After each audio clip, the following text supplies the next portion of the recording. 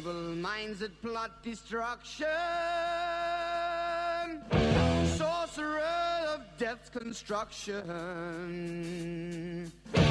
in the fields of bodies burning, as the war machine keeps turning, death and hatred to mankind, poisoning their brainwashed mind. Welcome to the Anarchist World This Week, broadcast across Australia on the National Community Radio Satellite. Listen to the Anarchist World This Week, Australia's sacred cow slaughterhouse. Listen to analysis of local, national, international events. Listen to analysis you'll never hear anywhere else.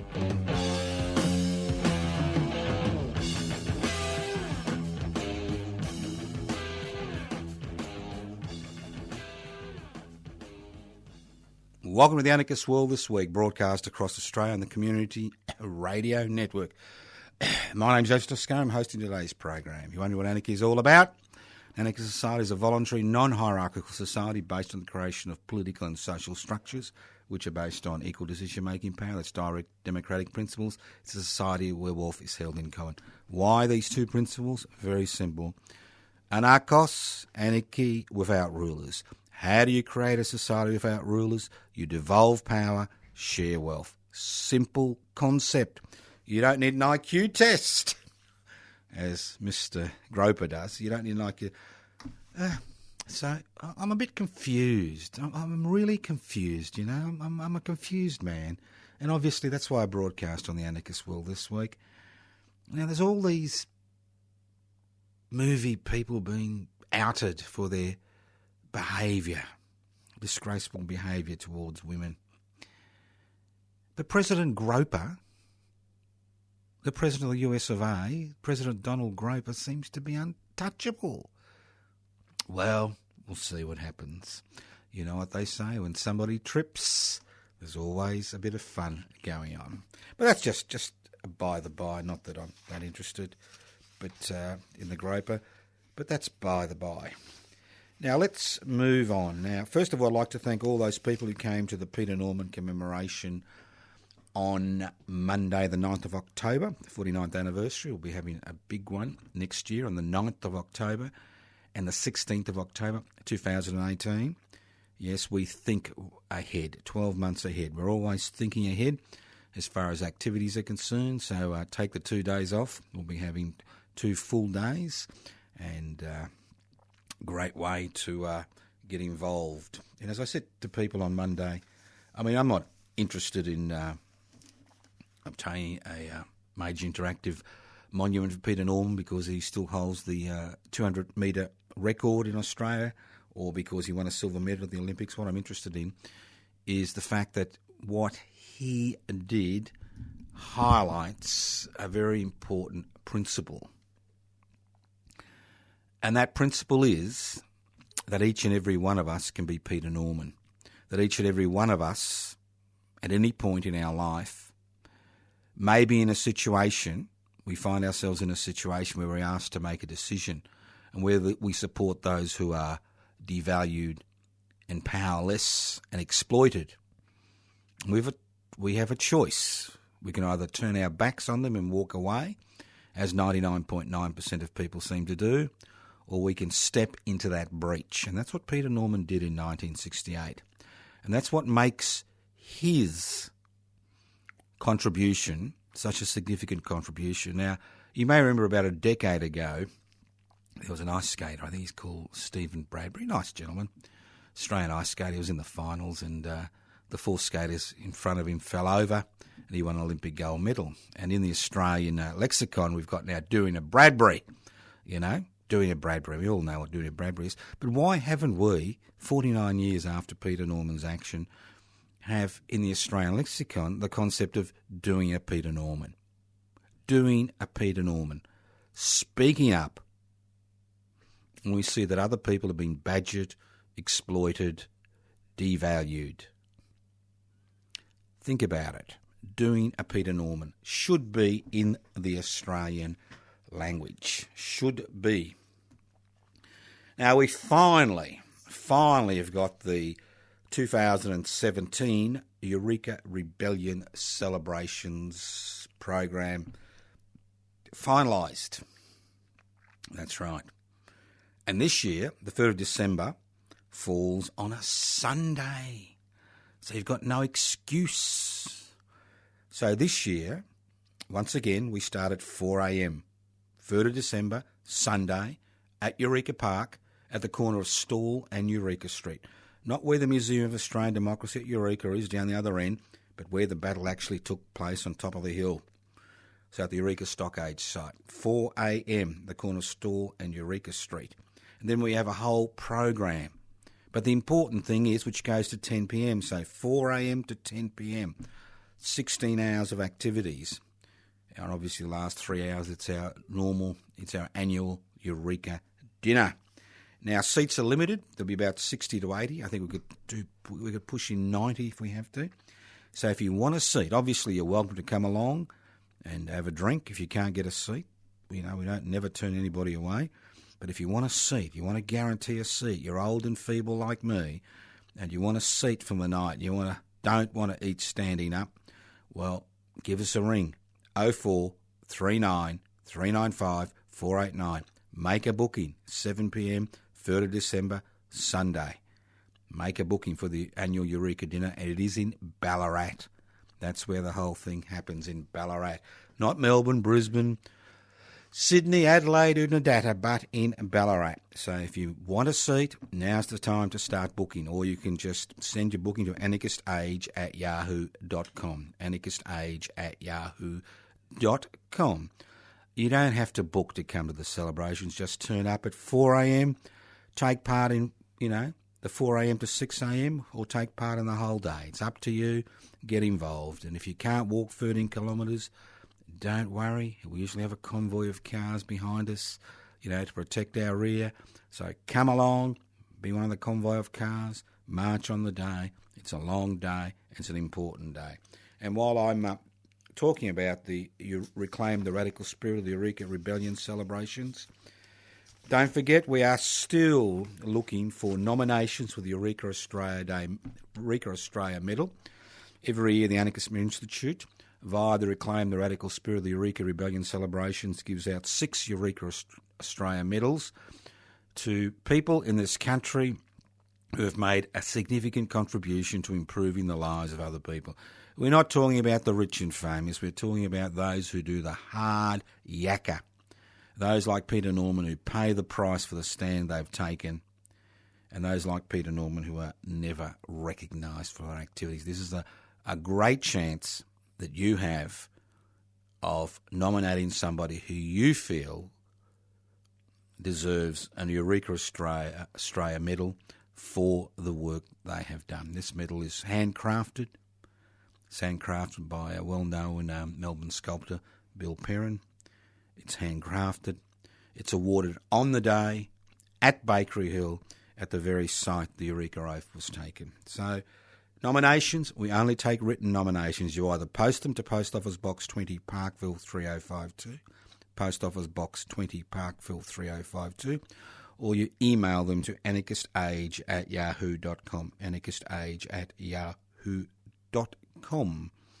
We need a person's name, a contact phone number, address, so we can let them know if they've received if they just make sure they want to accept the medal, and obviously a paragraph or two about why you've nominated them. Nominations close, I think, on the 16th of November. 16th of November. Get them in early. You can send in as many nominations as you like. Preferably, if not the same person all the time, because you're just wasting your time. But you can send in as many nominations as you like, and we do welcome nominations. Now, as I said before, I'd like to thank all those people who came to the Peter Norman commemoration on the 9th of October. Moves are afoot to make a monument a reality. We'll be beginning negotiations in the next few weeks. This is going to be a long, drawn-out process, nothing quick about it, but I'm glad you came, and hopefully more of you can come next year. We'll keep you up to date with how negotiations are going. Obviously, there are a number of options which we will be following. And don't forget, those people who are members of the West Papuan Independence Movement Rent Collective, and we're always looking for new members, at the next Knees Up Mother Brown lunch for members and potential members, and it's only $1 a day, $30 a month, will be on Saturday the 9th of December. Put that in your diary. Saturday the 9th of December, usually from about 12 to about 4. So put that in your diary, and we'll tell you more about that as we get more information about that. Let's move on. Now, I'm always interested in the concept of objective truth. And why is objective truth important? I mean, we can go through life having beliefs, and many people go through life only having beliefs and acting on their beliefs. But if we don't have objective truths, and what that means is things we could actually point at and say, that is a fact.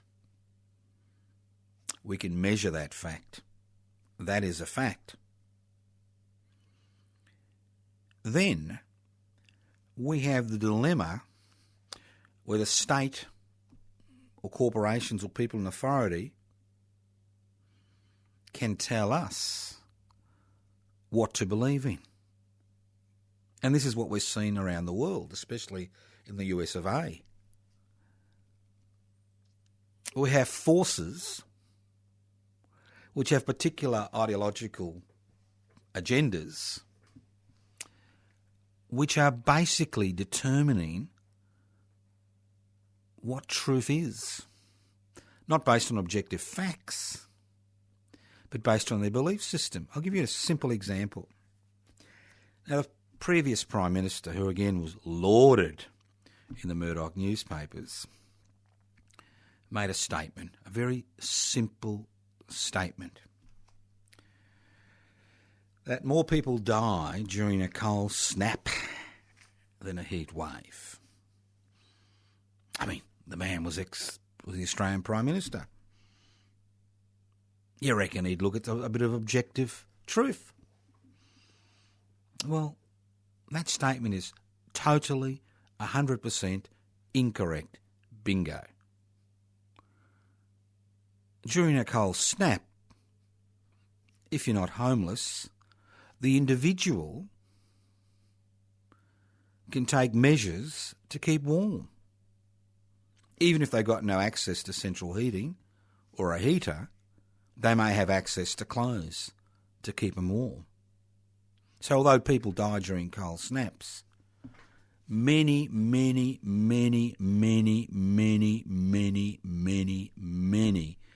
more people die during a heat wave, especially people on lower incomes.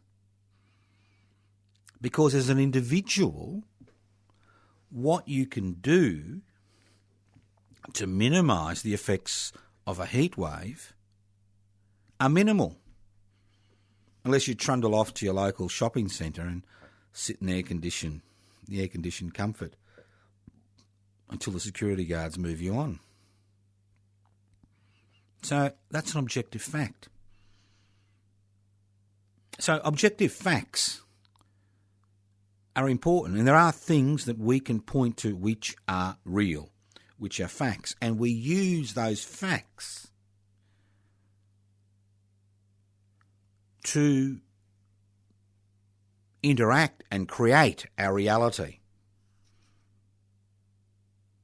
Now, if you're happy to dismiss those facts as fake news, well, then you become fertile ground for every Tom, Dick and Harry who's trying to push their barrow, financial, economic, ideological, religious, on you, because you have no foundations via which to base your beliefs. So you could be convinced tomorrow that all blue-eyed blonde 2-year-olds are the devil incarnate and they should all be executed. And we've seen this type of behaviour in human history over and over again, where belief systems, which are peddled by people feathering their own nest, create situations we see in the US of A. And everybody thinks of, the Groper, President Donald Groper, some type of populist hero who's there battling against political correctness, identity politics, there for the working class, the dispossessed working class. And when you look at the man and you look at his past history and his present history, it's all about the Groper. It's all about increasing his power. It's all about increasing his influence. For example, what is one of the major platforms of his so-called tax reform? To remove death duties on the richest Americans, because that has a direct impact on his family empire. So here we have objective facts regarding the Groper, but they're dismissed as fake news because we want to create a new dimension, a dimension where we create our own belief system and luxuriate in it. And the beauty about the World Wide Web is we don't have to interact with anybody we don't want to interact with. We go to the sites which reinforce our opinions, which reinforce our belief systems, and everything else is the devil's country. So think about it.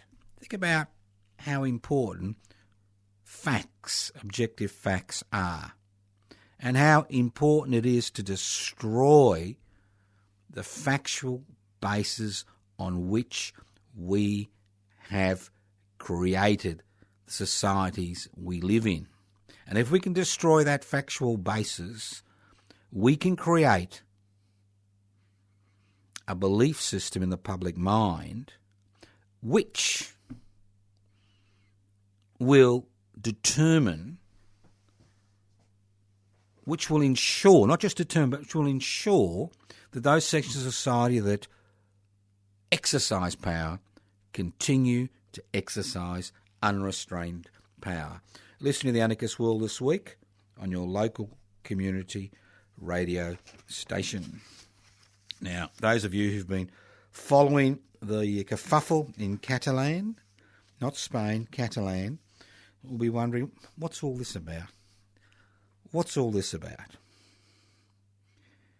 Well, nation states,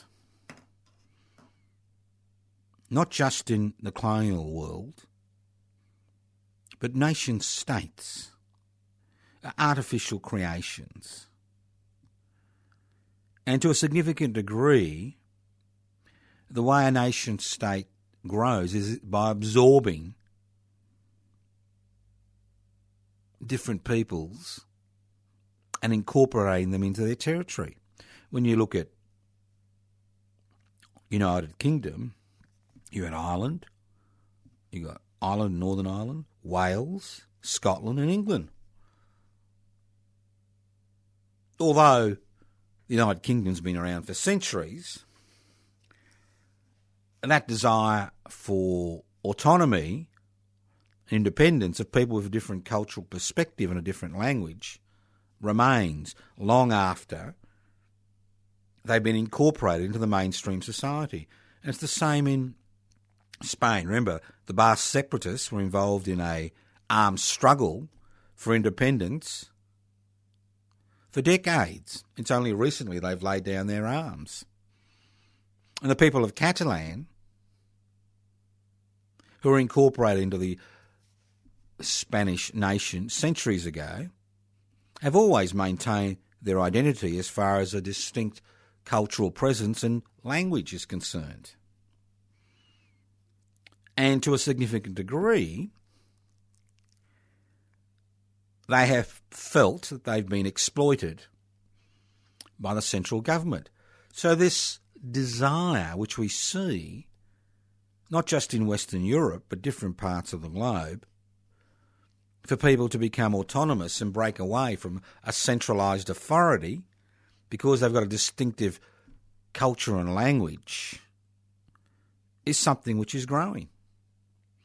And this struggle for national independence is something we are going to see. And we saw it with the breakup of the former Yugoslavia, where it broke up into five distinct nation states: Croatia, Serbia, Bosnia-Herzegovina, Kosovo, and Slovenia. My apologies. Slovenia. And it didn't mean the end of the world. And the issue is with these nationalist independence movements, it's not a struggle against capitalism. It's not a struggle, maybe for more rights for individual citizens, but a struggle for autonomy by people with a similar language and culture and worldview, who've got a history of independence. Whether it's people in southern Thailand, who've been agitating for independence for years. So these are issues we will see that will become more dominant. And we saw it in the Quebec struggle in Canada, where we had two different languages and different cultural patterns. And we saw the increased autonomy which the people of Quebec won in the 60s and 70s as a result of that struggle for independence. So we are seeing the same struggle now in Catalan, and the Spanish government is quite concerned that if the Catalonians achieve autonomy or even independence, then the Basques will want independence. The people from Aragon will want independence, because they've all got traditions which go back centuries where they've been able to retain their languages and cultures despite the imposition of a centralised authority on them. So, fascinating. We do live in a complex world. It does chop and change. The breakup of the Soviet Union didn't lead to the end of the universe as we knew it. Another 15 independent nation states. The Middle East, and we see it in Africa and the Middle East and South America and Central America, where arbitrary borders have been drawn up, and we continue to see struggles continue in those areas because of these arbitrary borders, where people with a common language and culture have been separated by somebody drawing a line on a map. So think about it when you see it. Listen to The Anarchist World this week, broadcast across Australia on the Community Radio Network. This program is streaming live on 3cr.org.au.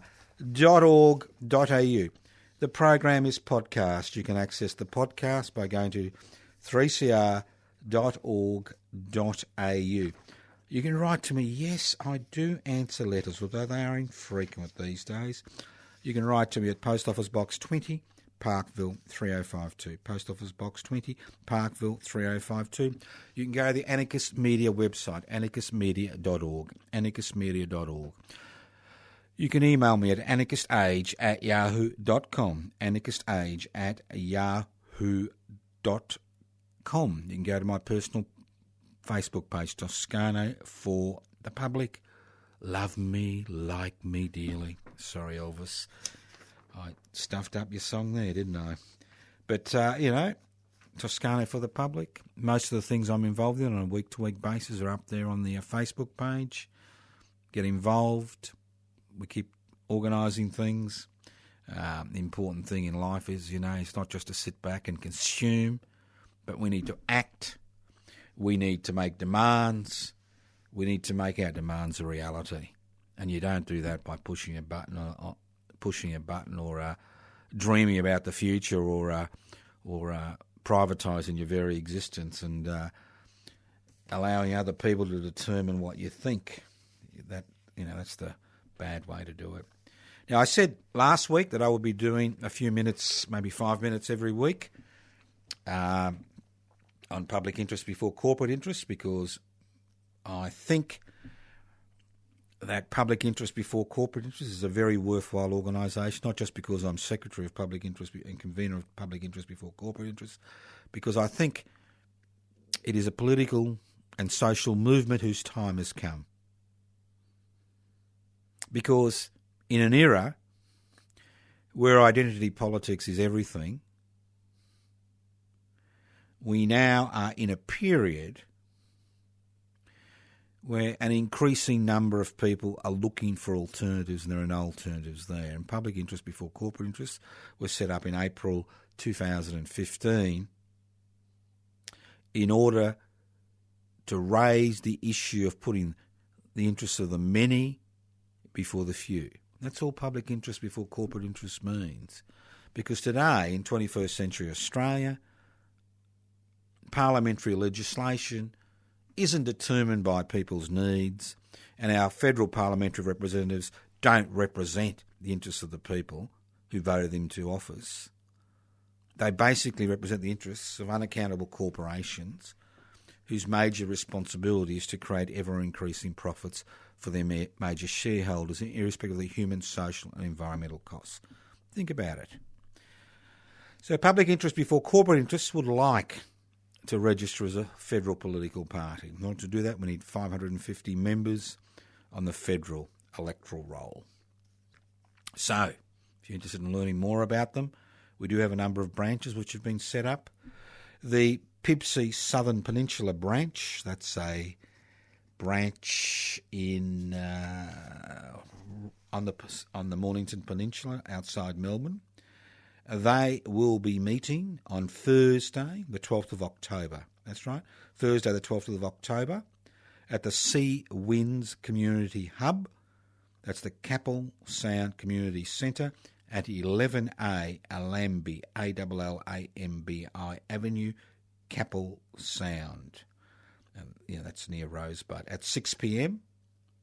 And obviously they'll be meeting on the 26th of October at the same branch. Now, if you want further information, you can always go to the PIBC webpage, pibc.net, pibc.net. Now, the Frankston Hastings branch will meet at the Frankston North Community Centre at 26 Mahogany Avenue, Frankston North, about 6 p.m. to about 7:30, 8 p.m.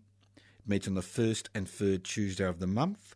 So it will be meeting on the 17th, which I think is the third Tuesday of the month, if I got it correctly. That's the 17th of October.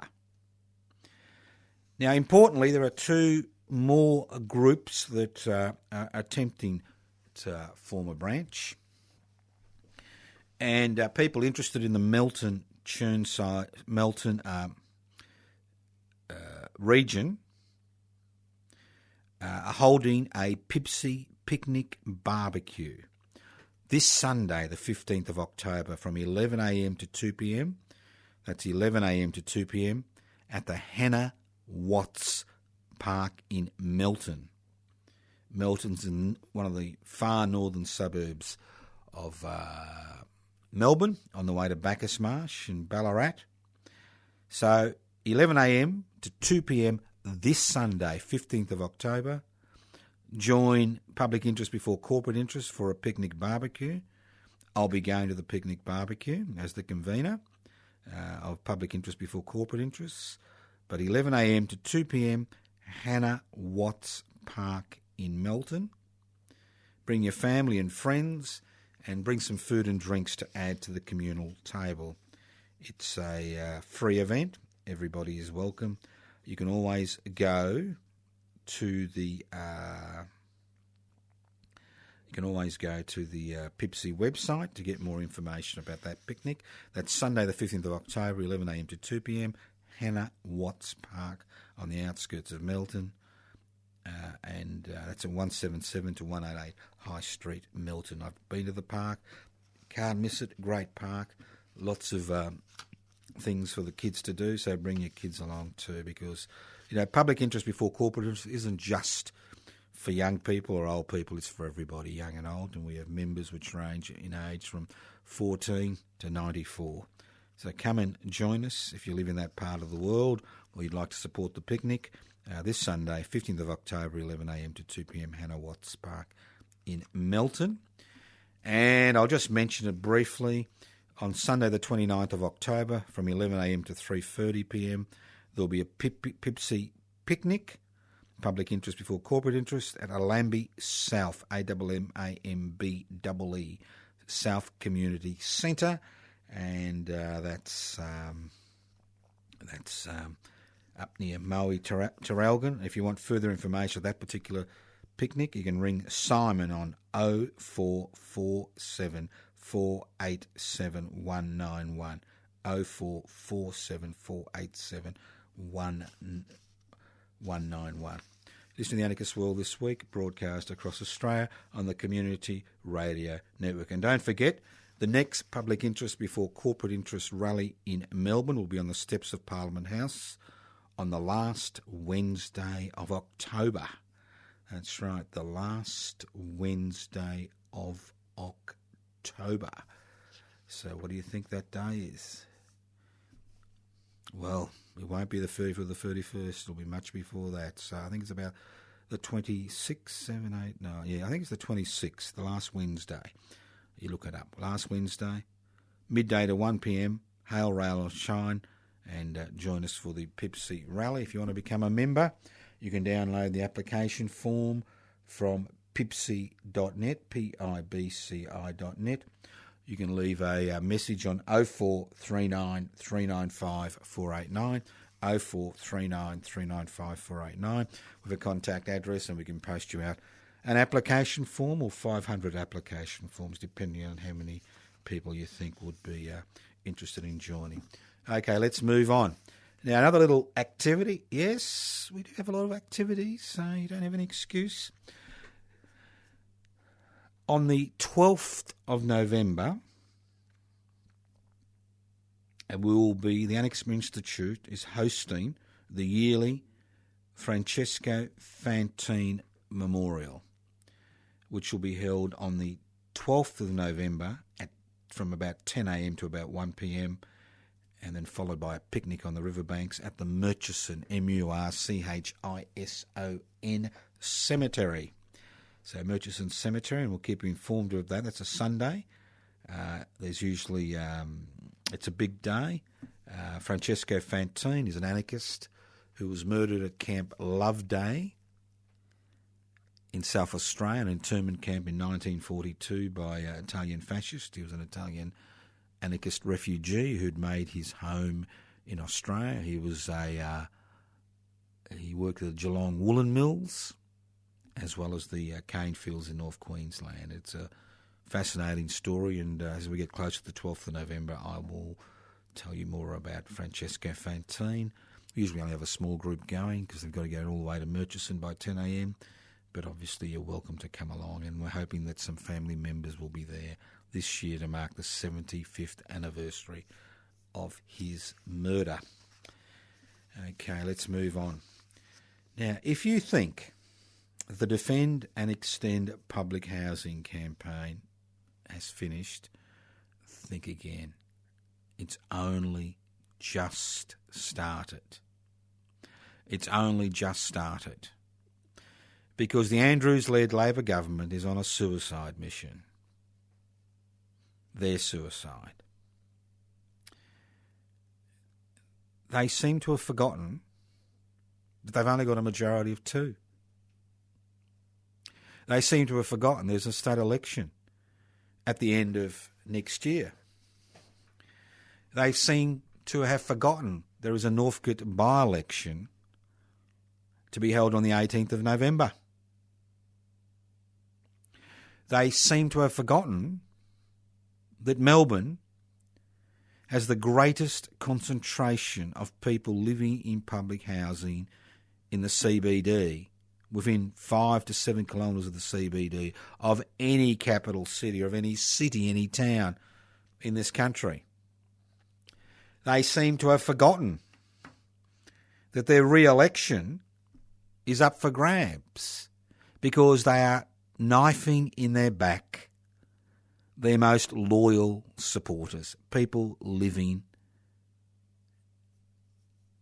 in housing commission properties. So I'd just like to look at a few definitions because this is a field, it's a minefield as far as language is concerned. Those of you who've listened to the Anarchist World this week for decades will know that language in political, social struggle is everything. And I make a habit of talking about language. So what is public housing? Public housing is government-owned and government-managed. Very simple. That's all it means. What is the public? The many. What is community and social housing? Community and social housing is owned by private organisations, some for profit, some not for profit, and is managed by private organisations. That's community and social housing. Now, the Andrews-led Labor government is a policy which it is slowly implementing despite resistance of converting government-owned, government-managed housing into community and social-owned and community and social-managed housing. And it is doing this in a number of ways. It is doing this in redeveloping public housing, which has fallen into disrepair because they've refused over the years, both Liberal and Labor governments, to carry out much-needed maintenance on public housing. Redevelop these sites, not give tenants the right of return, and then turn over the titles to the community and social housing sector and the management rights. And what's even more extraordinary, how are they going to fund this? And they're going to fund this by giving land to the private sector, which is publicly owned, and saying to these private corporations, we will allow you to knock down these units, rebuild as long as 15 to 20% of the new units you build are community and social housing, and the rest go up for sale to the private sector. Wonderful, isn't it? And in an effort to speed up this program and make it irreversible, they are earmarking $1 billion to be used to assist the community and social housing sectors to get off the ground. So what's the difference between public, government-owned and government-managed housing and community and social housing? What is the difference? Well, there are a number of very important differences. The very first one, and the most important, is security of tenure. Security of tenure. If you are in public housing, unless your behaviour is outrageous, you can, or unless you ask for a transfer, you can continue to live in the same place. If you're a parent, that means your children can go to the same school. They're not ripped out of school every few years and go to a new school and lose all their friends. It means you can form links in your local community. It means these things. Security of tenure. Community and social housing is one step up from a private landlord. You don't necessarily have security of tenure. Public housing, limited at 25% of your income. Community and social housing does not have the same limit. Public housing, allocated on the basis of need. Not whether you genuflect and doff your cap and say you're sorry, but allocated on the basis of need. Community and social housing have their own criteria about who they will house and what rules are applied. There's a huge difference in the two sectors. So what the Andrews-led Labor government is doing on this suicide mission is trying to absolve itself of the state, absolving itself of the responsibility of providing housing, not just to desperate homeless people, but people who will never be able to access the private property market. Never. Not in a million years. Not in an era of stagnant wages. Not in an era when overtime payments for the most poorly paid workers in this country have been removed by the Fair Work Commission. Although I understand we're waiting on a federal court decision. So, what are our plans? Defend and extend public housing. Very simple. We have one simple demand. And it doesn't take blood in the streets or blood on the wattle or revolution or even protests. One simple demand. We want the Legislative Assembly and the Legislative Council to earmark the $6 billion which is collected from stamp duty every year. So when you buy a house, you pay stamp duty. And that money goes into consolidated revenue. But if that $6 billion was set aside, you could spot purchase. And what's spot purchase mean? It means you could purchase units and houses in regional centres around Melbourne where people who need housing can be placed in a secure environment as part of a local community. You don't need to put everybody on with the same problems in the same block. With $6 billion, let's say we put $1 billion aside for maintenance and management, right, to run the Housing Commission. With $5 billion, you could spot purchase or build at least 25,000 houses or units every year in the state of Victoria. And you could do it in every other state, depending on how much money comes from stamp duty. That would house in Victoria at least 75,000 people. Within 10 years, you'd have over 750,000 people housed in public housing. Not just people in desperate circumstances, but people, low-income families, who would never be able to acquire housing in their own right, never be able to enter a property market which is dominated by investors because of Australia's investment-friendly laws. So if you're interested in the concept of public housing, the Defend and Extend public housing rallies continue. Our next public rally will be on Wednesday, October the 18th, midday to around 1:30 p.m. And why that day? Because it's a parliamentary sitting day. The Victorian Parliament only sits 54 days a year, so it's a little bit difficult, juggling a protest with a day Parliament is sitting. And the next one will be on Wednesday, the 1st of November. So if you've got the opportunity to attend 2 Defend and Extend public housing rallies within a fortnight, get involved. Go to the Facebook page, Defend and Extend Public Housing, and you will see all the activities that are being organised by Defend and Extend Public Housing. And if you think, I rent, why should I give a hoot about public housing? I'm buying, why should I give a hoot about public housing? I own, why should I give a hoot about public housing? It's very simple. What we're about is creating a mixed economy where the private sector and the state sector compete in the same marketplace. If you increase public housing, you put pressure on private landlords to decrease rents as fewer people will need to rent.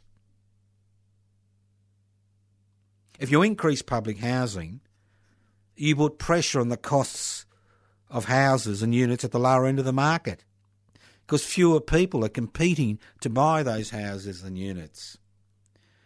And if you own public housing or are an investor, it's still good for you because it means less social dislocation, less violence, less crime. Because people who find themselves in a safe, stable, secure environment are less likely to get involved in criminal activity. So as I said before, public housing, it's good for everyone. Everyone. So join us in this particular struggle. Now, last week, I did make a kind of a, not a promise, but I just made a statement that if enough people in the electorate of Northcote, which is in Melbourne, which covers, I think, the suburbs of Fairfield, Thornbury, Alphington, Northcote and parts of Preston. It's a funny little area. It's bounded by Bell Street to the north, Merry Creek on the one side, Darebin Creek on the other, and the Yarra River down the bottom. So it's a funny little electorate, about 50,000 people. So they're doing a by-election. It's a seat which is held by Labor, which the Greens believe they will win. I said that if enough people rang me or emailed me that they're willing to nominate me, I would make the effort and stand. Stand in the electorate of Northcote on a platform of putting the interests of the many before the few and putting the interests of public housing on the agenda, because over 40% of people in the electorate of Northcote actually are renters, and there's public housing in that area. But if people, we need to move a little bit away from issue-orientated politics and take a wider view. Now, it looks like I'm going to be nominating. It looks like enough people have rung up. I've got to contact them over the next few days, but I need a few more nominations. So if you live in if you're in the Northcote electorate and you'd like me to stand on that platform of public defending and extending public housing and public interest before corporate interests, give me a ring. 0439 395 489, 0439 395 489, or email me at info@pibci.net, info @pibci.net. I'll contact you and get you to sign the nomination forms. But I'm hoping, if we go over this final hurdle, to nominate on Monday, and then maybe next week I'll be outlining the campaign plan. So it's good to know that there are interested people that, as I said before, on the Anarchist World this week, we will use every legal tactic available to us. Every legal, non-violent tactic available to us to promote the idea of devolving power, sharing wealth, breaking down hierarchy, putting the interests of the many before the interests of the few. Because anarchism isn't about waiting for the right moment for the revolution. Anarchism is a continuing struggle to improve people's life by devolving power and sharing wealth. That's what it's about. It is hard, grinding work. Hard, grinding work. So I'm very pleased to announce that it looks like a possibility. I won't say it is, but it looks very likely it's going to happen. But I need a few more people. Give us a ring, 0439 395 489. I'll be standing as an independent radical community activist. You like that? Independent radical community activist. Let's move on the Anarchist World this week. It's interesting, isn't it, how we continue to think we're conjoint twins with the US of A.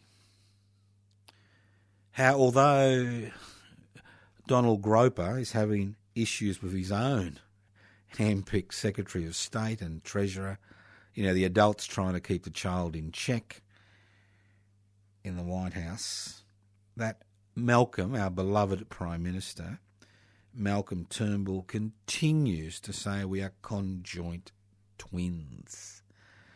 Do we really want to be conjoint twins with a nation state which has the capacity to plunge the world into World War III?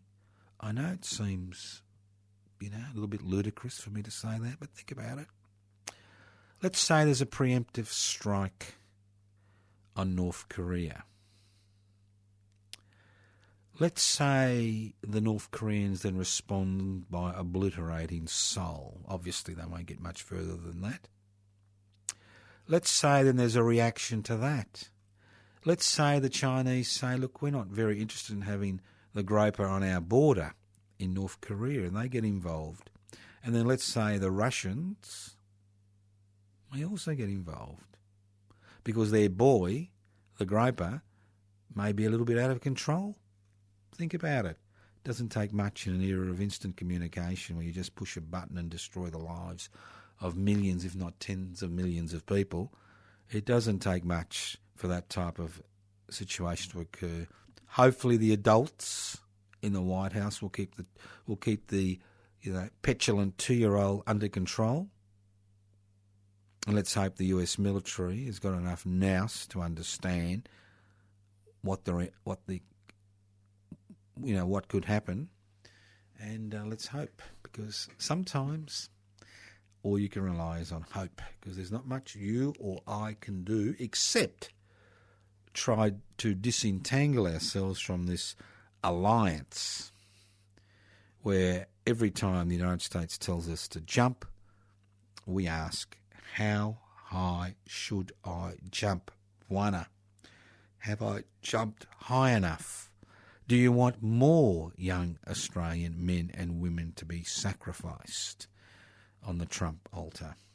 You've been listening to The Anarchist World this week, broadcast across Australia on the Community Radio Network. My name's Joseph Toscano. I've been hosting today's program. The program is podcast. You can access the podcast by going to 3cr.org.au. You can write to me at Post Office Box 20, Parkville 3052. Post Office Box 20, Parkville 3052. You can email me at anarchistage@yahoo.com. anarchistage@yahoo.com. You can join public interest before corporate interest by downloading the application form from pipsy.net. You can go to the Defend and Extend public housing Facebook page and become involved in the events that are happening. You can join us on Sunday the 15th of October from 11am to 2pm at Hannah Watts Park in Melton for a Pipsy barbecue and possibly the formation of a new Pipsy branch in that region in Melton. And if you think nothing is happening in my part of Australia, well, you can change that. Give us a call. We'll help you get organised, help you get established, help you change the world. Now's the time to get involved. Stop twiddling that little thumb on your web, on your computer. Stop dreaming about what your life could have been. Stop being a wannabe and a could have been, and become a going to do and a going to doer, and become a real human being. Become active, change society. You've got that option. You've got that power. Thank you for listening to The Anarchist World this week. The program is podcast. You can access the podcast by going to 3cr.org.au. Don't forget, go to the Facebook page, Toscano for the Public. Like me or I'll cry. And if you see me in the streets, don't say I'm your friend, because I've got a lot of friends, and unfortunately, I've never met most of them. Thank you once again for listening to The Anarchist World this week on your local community radio station. Listening next week. And don't forget, Wednesday evening dinner is still on. Conjo Ethiopian Restaurant tonight, 20 Smith Street, Collingwood. Come along, join us. Let's talk about this Northcote by-election campaign, how you can help, what we can do. 20 Smith Street, Collingwood, Conjo Ethiopian Restaurant, Wednesday evening with Joseph Toscano. Every Wednesday, join me for the cost of your own food and drinks. What a great night out. You can fall asleep with me as the elderly dissect the universe. Thank you once, and the young too. Thank you once again for listening to the Anarchist World this week on your local community radio station. Listen in next week via the community radio network to the Anarchist World this week. Evil minds that plot destruction, sorcerer of death's construction. An analysis you'll never hear anywhere else. Anarchist World this week. Australia's sacred cow slaughterhouse. 10 a.m. every Wednesday. Listen to the Anarchist World this week for an up-to-date analysis of local, national and international events. Poisoning their brainwashed minds. Oh, Lord, yeah.